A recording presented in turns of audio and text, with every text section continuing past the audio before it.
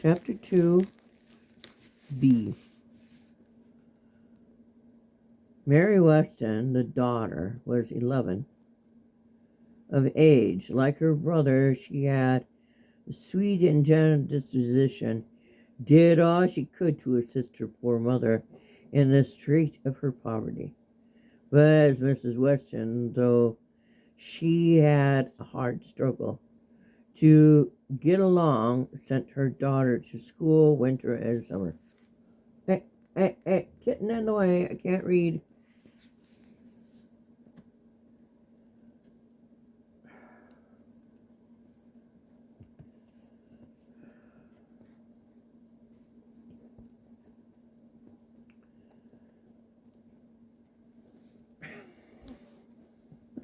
Kitty. Kitty. Preferring to deprive herself of many of the comforts of life rather than have her daughter forego the advantages of a tolerable education. Mary, though her little hands were too feeble to work much, felt that she was a burden to her toiling, self-denying parent. And though she could never persuade her to let her stay at home and help her, used all her time out of school in taking care of her little Richard, then only 3 years old. By constantly striving to be useful, by continually watching for opportunities to be of service to her mother, she very sensibly diminished the burden of her care. Poor as the widow Weston was, hard as she was obliged to struggle for the substances, she was happy, and her children were happy. They had no fine house, no money, no rich carpets, no beds of down as rich as their rich neighbors had, yet they were quite as happy as he was. The God of nature gave them the same beautiful prospects of lake and hills and woods and rocks to look out upon, and if these things helped to gladden their hearts, it was goodness which lay in the foundation of all their joys, which cast a ray of sunshine across the path of poverty and want. They were content with their lot, not the bitter, hard and bitter as it was. Others deemed it that contentment made them happy, prepared their hearts for enjoying the blessings of a plenty if God in his mercy should ever bestow it upon them. The boys found the family at supper, and Frank could not but contrast his evening meal with that of the poor widow's family.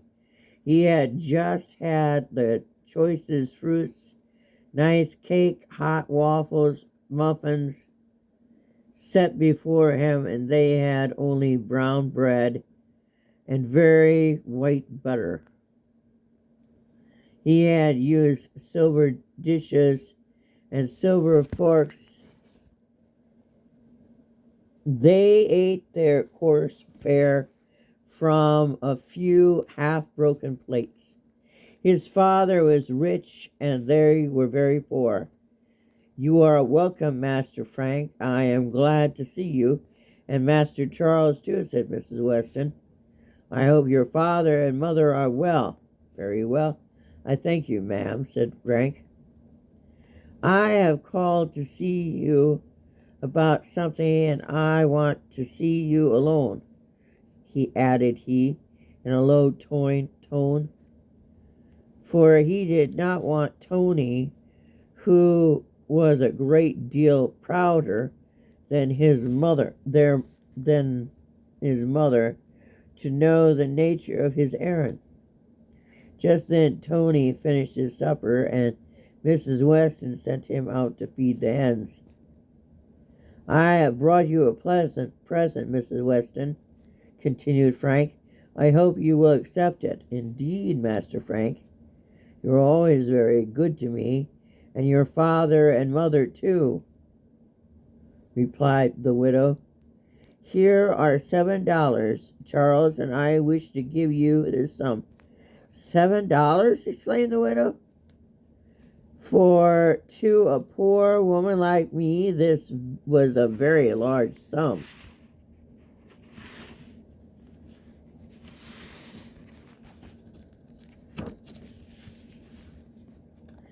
"Charles and I have saved it for the 4th of July, but we thought how much good it would do you who have to work so hard, and we determined to make you a present of it."